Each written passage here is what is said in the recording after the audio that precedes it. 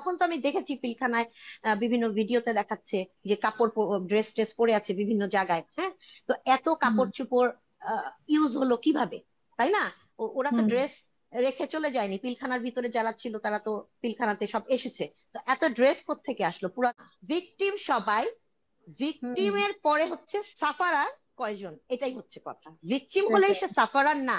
হ্যাঁ, কম্প্রোমাইজ হয়ে তারা হচ্ছে গিয়ে আপনার সুবিধা পায়। ভাবিদের থেকে অন্য ভাবিরা বলে দিত ওর সাথে কথা বলবা না। আমি আপনাকে একটা মিলাদের কথা বলি। হ্যাঁ, আমাদের হুম একটা ইয়ারলি মিলাদ হয়, ভাবিরা 6,000 টাকা করে দেয়।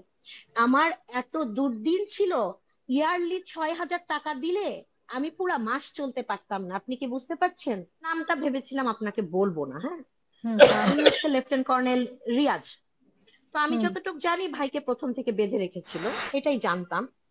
যদি তাই হয়, আহ ওখানে অনেক অফিসারকেই তো অত্যাচার করা হয়েছে, তারা সার্ভাইভ করেছেন। হ্যাঁ, আমি সেটাই বিশ্বাস করি এখন। বাট আমার কাছে একটা জিনিসই অবাক লাগছে, উনি আমাকে ফোন করে বলছেন যে ভাবি আপনি কেন সৈনিকদেরকে বাঁচানোর চেষ্টা করছেন, আপনি খুনিদের কেন বাঁচাচ্ছেন? আমি হুম শুধু ওনাকে বলেছি, তার মধ্যে উনি আমাকে বললো যে রাওয়া থেকে কথা হচ্ছে যে আপনারা যে দুজন ভাবি, হ্যাঁ, বা জুনিয়ররা যা কিছু পাননি সেটার ব্যবস্থা করা হবে। তো কিন্তু অনেকে এটা আবার বাধা দিচ্ছেন। হ্যাঁ, হুম নাম করে বলল যে অমক আমাকে বলেছে যে না না না, ওরা সব পেয়েছে, সব পেয়েছে। তা আমি আবার দুঃখ করে বললাম যে ভাই প্রথম থেকে তো তাই হয়েছে। হ্যাঁ, হুম তো আমি সবাইকে যেটা বলি যে এনআইডি কার্ডটা নিয়ে দেখা হোক কার কার কি কি আছে, কবে থেকে কে কে কি, কে কখন কি পেলো। হ্যাঁ, হুম তো এইটা দুঃখ করলাম। বাট যখন ভাই আমাকে ওই যে বললো যে আপনি কেন খুনিদের বাঁচানোর চেষ্টা করছেন, তখনই আমার জিনিসটা ভালো লাগে। হ্যাঁ, তো আমি ওনার যেহেতু অনেক সিনিয়র ভাই, আমি ওনার সাথে আর এসবে কথাতে গেলাম না। সেকেন্ড দিন কথার সময়ও সেম কথাটাই উনি বললেন। হুম তো ভবিষ্যতে উনি যদি আমাকে আর ফোন করেন, আমি তো নিজে থেকে করব না, আমি আর ওনার সাথে কথা বলবো না। তো আমার কথাটা হচ্ছে, আমি যেটা দেখেছি আমি সেটাই বলবো। আমি আপনাকে যেমন বললাম যে খুব কম সংখ্যক সৈনিক ছিল যারা ভালো ছিল না। হ্যাঁ, তারা সার্ভিং ছিল, ভালো ছিল না। বাট আমি যখন জানি যে আমার হাজবেন্ডও বলেছে যে লিগের লোকরা ছিল। হ্যাঁ, আমি তো হুম সবাইকে চিনি না, কিন্তু আমার হাজবেন্ড যেহেতু এটা বলে গেছে, তার সাথে আমার শেষ কথাগুলোর সময় লিগের লোকরা ছিল, ভারতীয় লোক ছিল, আমার নিজ কানে শোনা হুম হিন্দি ভাষা, তাই না? তাহলে এর পরেও আর এখন আর ইনভেস্টিগেশন উনি বা বিভিন্ন, দেখেছে, মানে আপনার নিজ কানে হুম, শোনা, এবং ও উনি তো ও দেখেছে। তো দেখেই এনএসজি হবে। বলেছে, ও তো এনএসজি বলেছে, আমি তো এনএসজি কি ওটা বুঝিই নাই। পরে হুম মানুষের কথায় ধীরে ধীরে বুঝছি, কিন্তু শেষ কথা তো ইন্ডিয়ান ইন্ডিয়ান। হুম তো যাই হোক, এখন আমার কথা হচ্ছে এখন বিভিন্ন ভাইদের মুখ থেকেও আমি যখন জানতে পারছি বিভিন্ন ড্রেস ছিল, আর তখন তো আমি দেখেছি পিলখানায় বিভিন্ন ভিডিওতে দেখাচ্ছে যে কাপড় ড্রেস ট্রেস পরে আছে বিভিন্ন জায়গায়। হ্যাঁ, তো এত হুম কাপড় চোপড় ইউজ হলো কিভাবে, তাই না? ওরা তো হুম ড্রেস রেখে চলে যায়নি, পিলখানার ভিতরে যারা ছিল তারা তো পিলখানাতে সব এসেছে। তো এত ড্রেস কোত্থেকে আসলো, পুরাতন ড্রেস? তো এই যে ড্রেস হুম গুলা ইউজ হয়েছে, বাইরের লোক তো সেখানে ঢুকেছে, তাই না? হুম হুম তাহলে কেন আমাকে সেই লেফটেন্যান্ট কর্নেল রিয়াজ বলছেন যে আমি খুনিদের বাঁচানোর চেষ্টা করছি? আমি যাদের জানি এরা নিরাপরাধ, হ্যাঁ, বা এদেরকে ফাঁসানো হয়েছে, আমি কেন তাদের সাপোর্ট দিব না? আমার তো একটা হুম বিবেক আছে, আমি তো আল্লাহ তাআলার কাছে যাব, তাই না? আমি কিসের জন্য বলবো না, বলবো যে এরা খুনি? এরাই খুনি। যাদেরকে আপনার কাছে হ্যাঁ, তো আমি যাদেরকে দেখেছি হুম আমি শুধুই বলবো যে এরা এটা এটা করেছে, তাই হুম না? কিন্তু যাদেরকে আমি দেখিনি আমি বিনা কারণে কেন বলবো? আর আমি এই যে হিন্দি শুনেছি এটাই তো দোষ, তাহলে তো প্রমাণ হয়ে যায় যে ভারতীয় ছিল, তাই না? হুম আর হুম আমি এটা যদি আমার যদি দোষ হাজবেন্ডের হয়ে কথাটা যায়, বলি, আর হ্যাঁ, আপনাকে যে এই জন্য, বলেছি যে আপনি বলবেন যে উর্দু শুনেছি, এইখান হ্যাঁ, থেকে তো এবং তার প্রমাণ হয় যে আপনাকে শিখিয়ে দেওয়া তার কেন। চেয়েও দুঃখজনক কি জানেন, যখন তারেক সিদ্দিকীর মিসেস এরকম করছে আমি তখন ভাবিদের দিক কান্না করি আর ভাবিদের দিক তাকাই। সিনিয়র ভাবিরা যে অবস্থায় যাচ্ছে আমি তো ডিরেক্ট এক সময় নাম বলে দিব। হ্যাঁ, তো এখনো বলছি না। তো তারা আমাকে দেখা যাচ্ছে আমার দিক তাকায় বলে, হ্যাঁ বলে, তারাও বলছে যে আহ, তোমার হাজবেন্ড বা আপনার হাজবেন্ড লাশ পাওয়া যাচ্ছে না, আপনি মেনে নিচ্ছেন না কেন? হ্যাঁ, মেনে নেন। হুম তার মানে তো উনি ওই ঘটনার সাথে ছিল। হুম মানে আপনি চিন্তা করেন, এমন ভাবি তারা যাদের সন্তান আমার বয়সী। হুম আপনি বুঝেছেন? মানে আপনাকে প্রেসার ক্রিয়েট করে মানাবে, মানে যেটা মানবেন না, প্রেসার ক্রিয়েট করে হ্যাঁ, মানানো হবে। আবার এমনও কিছু গত কয়েক বছরে দেখেছি কিছু সন্তান আছে, হ্যাঁ, তারা ছোট, আমাদের কত ছোট, হ্যাঁ, বাট তারা যদি বারবার ইন্টারভিউ দেওয়ার সময়, আমি হাসিনার সময়ের কথা বলছি, বলে যে আমাদের বাবারা তো আহ ডাক্তার ছিলেন, তারা তো কিছু করেনি, তার মানে কি ডাক্তাররা কিছু করেনি, অন্য আর্মি অফিসাররা কিছু করেছে? মানে আপনি কথার জিনিসগুলা বুঝেন, যাদের এজ এখন 30+, তারা কি এ ধরনের কথা বলা উচিত? আমি যখন 21-22 বছরে উইডো হয়েছি, আমি তখন কথা বললে অন্যায়, হ্যাঁ। আর যারা এখন 30+ হয়ে কথা বলছে আমার জন্য, গ্রুপের মধ্যে গল্প করছে যে এখন মাথার মুকুট বানিয়ে রাখবে, হ্যাঁ, ওরা তো ছোট ক্লাসের, বিডিআর সৈনিকরা তো নিচু জাতি, হ্যাঁ, ওদেরকে গিয়ে মাথায় হাত বুলাচ্ছে, ওরা তো মাথার মুকুট বানিয়ে রাখবে, হ্যাঁ, ও তো ছোট লোক, এর জন্যই তো ছোট লোকদের সাথে ওকে মানায়, মানে আমার সম্পর্কে এই ধরনের ডিসকাশন হয় গ্রুপের মধ্যে, সন্তানদের মধ্যে। হুম হুম আমার হুম বাচ্চাকে কি আমি এই ধরনের শিক্ষা দিব? আমার সাথে যত ইনজাস্টিস হয়েছে, আমি কি আমার সন্তানকে কখনো জানতে দিয়েছি? জানতে দিব? কখনোই তো দিব না। তাহলে সেই ফ্যামিলি গুলাতে কি ধরনের কথাবার্তা হয় যে বাচ্চাদের মাথায় এই ধরনের কথাবার্তা ঢুকে গিয়েছে, এবং তারা গ্রুপের মধ্যে আমার জন্য প্ল্যান করেছে যে আমি যদি ফার্দার আর কোনো স্টেপ দেই বা হুম সাহসিকতার সাথে কোনো কথা বলি, তারা বলবে যে আমার বিয়ে হয়ে গেছে অনেক বছর আগে, তারা বলবে এই কথাটা। এইটাই রিজন যে আমি যখন 14ই অগাস্ট আমি আমাদের একজন সিনিয়র ভাবিকে ফোন দিলাম, উনি আমাকে ফোন ধরে বলে কি, হ্যাঁ তুমি ব্রিগেডিয়ারের সংসার কেমন করছো? তখন আমি বললাম যে ভাবি, কার সংসার? বলে হ্যাঁ তুমি তো বিয়ে করেছো না একজন ব্রিগেডিয়ারকে। তখন হুম আমি হুম বললাম না তো, আমি তো কাউকে বিয়ে করিনি। বল না করনি, ও তাহলে ডিভোর্স হয়ে গেছে? হুম। মানে তখন আমি বললাম ভিকটিম দিয়ে ভাবি, আবার ভিকটিমকে মানে একদম ভিকটিমাইজ হ্যাঁ। করা, মানে তারপরে আপনি এক যাই হোক, ভিকটিম, তারা আরেক ভিকটিম, তারা আবার আপনাকে ভিকটিমাইজ না করছে। না না, ভিকটিম সবাই, হুম, ভিকটিমের পরে হচ্ছে সাফারার কয়জন, এটাই হচ্ছে কথা। ভিকটিম হলেই সেটাই। সে সাফারার না, হ্যাঁ। কম্প্রোমাইজ হয়ে তারা হচ্ছে গিয়ে আপনার সুবিধাবাদী, সুবিধাভোগী, বেনিফিশিয়ারি। তো এই গ্রুপটা খুব কম, এবং গ্রুপে এদের সংখ্যা খুব কম, কিন্তু উনাদের উনারা এমন ভাবে বায়াস করে রেখেছে অন্যদেরকে, বা এই যে বিভিন্ন আমাদের মহিলাদের যে জিনিসগুলো আর কি, নেচারটা, যে কিছু কথা ছড়িয়ে দলটা ভারী করে অন্যদেরকে টেনে নিয়ে যাওয়া, এবং কিছু প্রভাবটা এরকম ভাবে কাজ করে, হ্যাঁ, আল্লাহ তোবা, কি বলবো, অনেক গুনার কাজ করে ফেলছি, কিন্তু প্রভাবটা এমন ভাবে কাজ করে যে অনেকেই মনে করে কি জানেন, যে এই ভারী গ্রুপটার সাথে যদি না থাকি তাহলে তো আমার অবস্থাও একদিন ওরকম হয়ে যাবে। হুম অন্যরা যদি ঠিকভাবে জাজ করতেন তাহলে ওই গ্রুপটায় থাকতেন না, কারণ অনেকেই বলে যে ভাবি জানেন, আহ, অনেক কিছু মানতে পারি না, কিন্তু কি করব বলেন। আড়ালে কিন্তু এই কথাটা বলছে, যার জন্য হয়েছে কি পরবর্তীতে যখন এই মানুষগুলোর সাথে দেখা হয়, আমি নিজে একটু সরে আসি।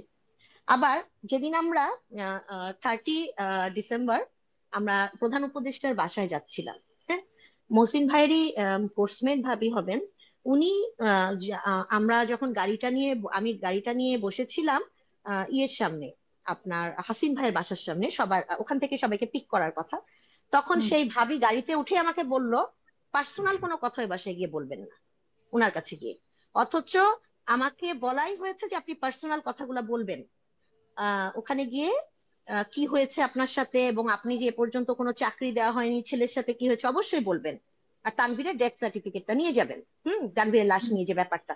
দেখেন মজার জিনিসটা, সবাই এত মোটা মোটা ফাইল নিয়ে গেছে, হ্যাঁ, আমি 3 পাতা, তানভীরের তো 4টা ডেথ সার্টিফিকেটের, একটা তো চুরি হয়ে গেছে, তো 3টা আমি কপি রেখেছিলাম আছে।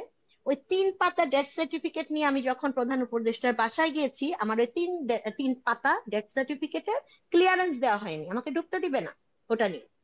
গেটে হুম আমাকে না হলেও 15-16 মিনিটের মতো দাঁড় করিয়ে রেখেছে, আমার জন্য আরো 2 ভাবি দাঁড়িয়ে আছে।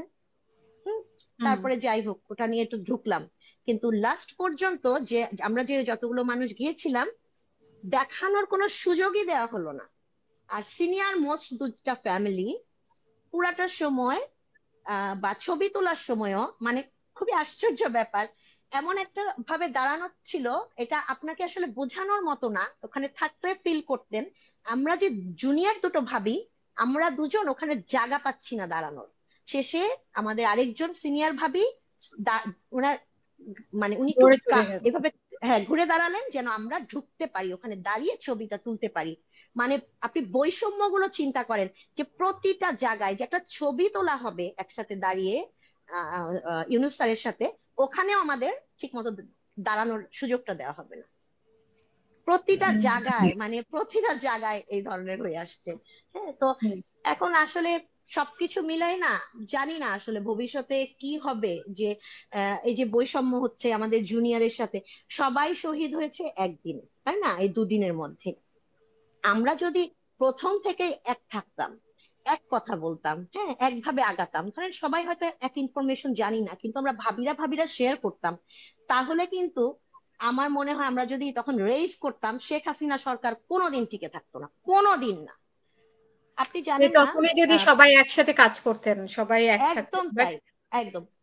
বাট কেউ 10 আসলে সালে সাফার করতে চায়নি, মনে হয়েছে যে ওরা চলে গেছে গেছে, হ্যাঁ আমরা ভালো থাকি। হ্যাঁ হ্যাঁ, না হলে আপনি বোঝেন আমি যখন পাগলের মতো করছি তানভীরের ডেড বডির জন্য, আগিয়ে আপনার আসেনি পাশে তো থাকা হাতে, উচিত ছিল।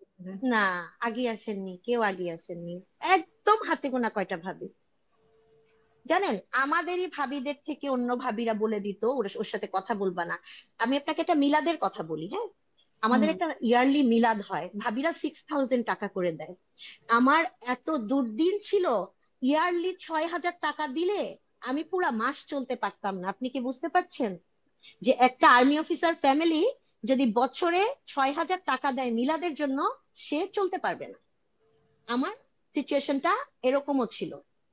সেই মিলাদে আমি যেতে পারবো না দেখে, মানে আমি মিলাদে টাকা দিতে পারবো না যখন কয়েক বছর পর বুঝতে পারলাম, তখন আমাদের আরেকজন ভাবি আগিয়ে আসলেন, বলল যে আমি তার গেস্ট হিসাবে যাব।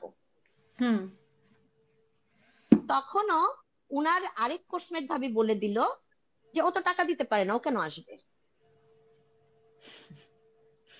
মানে গেস্ট হিসেবে আপনি যেতে দিতেন। হুম। না, আপনি আপনি জিনিসটা চিন্তা করেছেন যে মানে কতটা মাইন্ডটা মানুষের কতটা নিচে নামতে পারে। তো এগুলো আসলে খুব খারাপ লাগে কি যে আমরা সবাই শহীদ অফিসারের মিসেস, হ্যাঁ আমাদের চিন্তাগুলো হবে অন্য রকমের, হ্যাঁ আর এই ব্যবহারগুলা দিয়ে কিন্তু বোঝা যায় যে আসলে কোন আমরা কোন অফিসারের সাথে ছিলাম, তার মাইন্ড কেমন ছিল, এবং আমরা কোন ফ্যামিলি থেকে আসছি, আর আমাদের বাচ্চাদেরকে আমরা কি শিক্ষা দিচ্ছি। তো আমরা জীবনে অনেক ভুল করি, হ্যাঁ কিন্তু এগুলা থেকে কিন্তু চিন্তা করা উচিত যে আমরা কি করছি কি করছি না। একজনের নামে একটা কথা বলে দিলাম, তাকে বিপদে ফেলে দিলাম, এতে কিন্তু কেউ মহৎ হয়ে যায় না, সে আরো ডাউনগ্রেড হয়ে যায়। আর আরেকটা জিনিস আমি বলবো, এই যে পিলখানার ব্যাপারটা, যে শহীদ সেনা দিবস, এটার জন্য আজকে আমি অনেক ইন্টারভিউর জন্য কল আসছিল। তো তো শহীদ সেনা দিবসটা যদি আমাদের পিলখানা হত্যা দিবস করা হতো, তাহলে আসলে সত্যি খুব ভালো লাগতো। কারণ আম, অনেকেই এখানে শহীদ হয়েছে, সিভিলিয়ান শহীদ হয়েছে, তাই না। এখন যদি সেনা দিবস করা হয়, আমার জন্য গর্বের বিষয় আর্মি অফিসারের মিসেস হিসাবে, কিন্তু সেটা তো শুধু সেনারাই সেখানে শহীদ হন না, এটা একটা গণহত্যা ছিল, তাই না। আরেকটা জিনিস বলি আপু, হ্যাঁ সিনিয়র ভাবিরা কিন্তু যারা আসছেন, হ্যাঁ যারা অ্যাসোসিয়েশন করছেন, ক্যামেরার সামনে আসছেন, কথা বলছেন, তারা বিয়ে করছেন, ডিভোর্স করছেন, আবার ওগুলোকে লুকিয়ে রাখছেন, আবার পেনশনও নিচ্ছেন। মজার ব্যাপারটা দেখেন, হুম। হ্যাঁ মানে এমন এমন কয়েকজনকে বিতর্কিত লোককেও বিয়ে করছেন, জাতীয় পার্টির লোককে বিয়ে করছেন, আবার আগের হাজবেন্ডের পরিচয় দিয়ে চলছেন। মানে আমি বলছি না যে আগের হাজবেন্ডের পরিচয় দিতে পারবে না, কেউ যদি রিম্যারেজ করে ডেফিনেটলি সে তার হাজবেন্ডের আগের হাজবেন্ডের কিলিং দুজনের এর পরিচয় দিতে বিচার হবে। চাইতে পারবে। হুম। হ্যাঁ হুম। কিন্তু আমার দুজনের কথা পরিচয় হচ্ছে, দিতে পারে। হ্যাঁ কিন্তু আমার কথা হচ্ছে যে উনি কিসের জন্য আরেকজন লেডি যদি রিম্যারেজ করে আপনি তাকে নিয়ে কথা বলবেন, কিন্তু আপনার রিম্যারেজের জিনিসটা আপনি ঢেকে রাখবেন। উনি কি মনে করছেন যে কে কোন সাংবাদিককে বিয়ে করলো, কে জাতীয় পার্টির লোককে বিয়ে করলো, কে তার কাজিনকে বিয়ে করলো, জিনিসগুলা আর মানুষজন জানেন না। হ্যাঁ। আমরা এটা মুসলিম ধর্ম অনুযায়ী তো অবশ্যই আগের হাজবেন্ডের সবকিছুই পাবো, তাই না। আমরা জি যদি কেউ বিধবা হয়ে থাকি অবশ্যই পাবো, তাই না। তাহলে জি কিসের জন্য এত কথা, যেখানে যেই আর ভাবিরা আপনি বিয়ে তো করেছেন। ডিভোর্স না, ডিভোর্স হলেও তো পায়, এখানে তো বিধবা। হুম। সেটাই, সেটাই, তাহলে কেন সোনিয়া ভাবিকে নিয়ে বারবার এত মানে এই ধরনের কথাবার্তা বলা হচ্ছে। যাই হোক, মানে ওইগুলো আমি বলতে এটাই বলছি গিয়ে যে সুবিধা ভাবি বা ভাবিদের ভাবিরাই বলছেন যে এই ভাবিটা স্পষ্ট কথা বলছে তাকে নিয়ে। মানে হুম আপনি হুম হুম জিনিসটা বুঝতে পারছেন যে যারা স্পষ্ট কথা বলছে তাদেরকেই বিতর্কিত করা হচ্ছে, আর যাই হোক আমরা ভাবি, কিন্তু এখন তাদেরকে নিয়ে কথা বলতাম না। তখনই এখন বলছি আমাদেরকে যখন আমাদেরকে বিতর্কিত করা হচ্ছে, ভাবি, এর এখন আগে ওই যে কিন্তু আমরা কেউ কথা আপনি বলিনি। আপনি বলতেছেন, ওরা বলতেছে, তাতে পরিস্থিতি খারাপের দিকেই যাচ্ছে, কোনো দরকার নেই এগুলো হ্যাঁ, বলা। খারাপের দিকে আমার তো এই যে গত 7 মাসে নিয়ে এসছে, আমি যে 15.5 বছর কষ্ট করেছি, তখন কিন্তু হুম, আমি কাউকেই কথা বলিনি। যখন আমাকে 14 তারিখ থেকে বলা শুরু করলো যে আমি বিয়ে করেছি, আমি ওনাকে বুঝালাম যে না ভাবি, কখনোই না, অনেক কিছু বোঝানোর পর তারপরে আমি যখন বললাম প্রেস কনফারেন্সের কথা, তারপরে হচ্ছে আমি যখন বললাম যে আমি এটা এটা শুনেছি আর তানভীরের ব্যাপারটা আমি নিয়ে আসবো, আমাকে তো গ্রুপের মধ্যে যা শুরু করলো।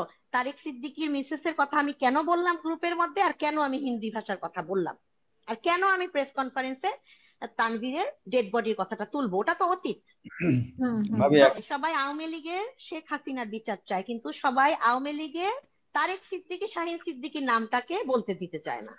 হুম আমি এই কথাটাই বলছিলাম যে গ্রুপে আমি কেন বললাম,